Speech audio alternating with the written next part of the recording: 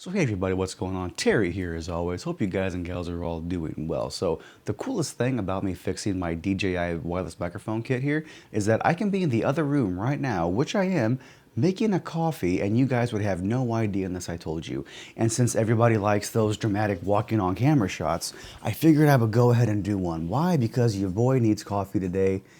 It's just one of those days. But everybody though, for real, what is going on? Welcome back to the channel. I normally don't run this lens wide open at f1.8, but I'm feeling a little adventurous today, so why the heck not, right? Welcome back, everybody. Hope you guys and gals are all doing well out there. So, gonna talk about some rumors today, okay?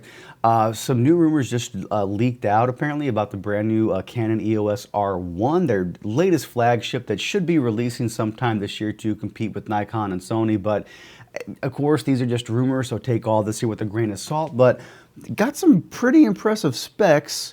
One that looks to be lacking, but maybe they can add that in before release. It just hasn't got leaked, you know. But so as far as sensor tech here, we're looking at a 30 megapixel stacked dual gain output sensor. For autofocus, it's going to be AI-powered autofocus, which is pretty cool because all these other companies, and I know Sony has AI in a lot of their newer cameras, the AI implementation that Sony has is very good.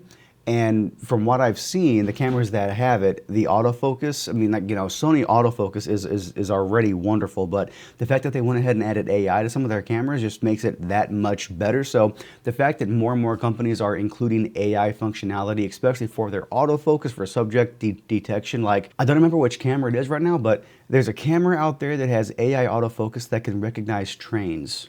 Because why not, right? Why not? Now, as far as a shutter goes here, it's going to have a fully electronic shutter. And it says here similar to the Nikon Z9 design, but I'm not sure how that makes any sense because that's a completely different company manufacturer. So I don't know how it can be a similar design. But anyway, so a fully electronic shutter with a sensor readout time of less than 0.8 microseconds. Now, since this is a flagship camera, I would have loved to have seen this rumor. Again, we know it's a rumor here, but I would love to have seen this rumor say it's going to have a global shutter, because if you're going to have a flagship camera, I mean, the Sony A9 Mark III has a global shutter, you know what I mean? So again, if you're paying, you know, flagship prices for this kind of device the same way you're paying a flagship price for the Sony A9 Mark III, I would love to have seen that to get rid of just, you know, rolling shutter altogether, but I guess time will tell, you never know.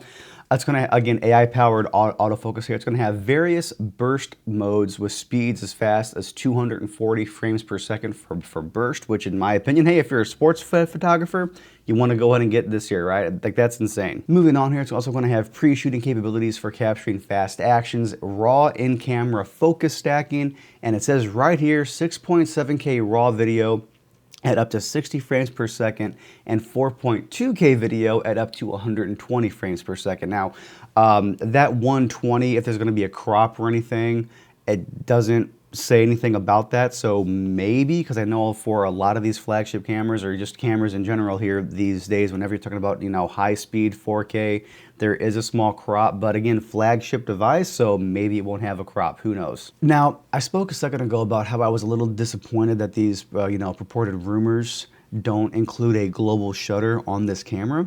But the thing is that I can remember, you know, a little while ago, whenever people were first reviewing the Sony A9 Mark III, about how there was a lot of concern about how a global shutter would limit its low light performance, its low light capabilities.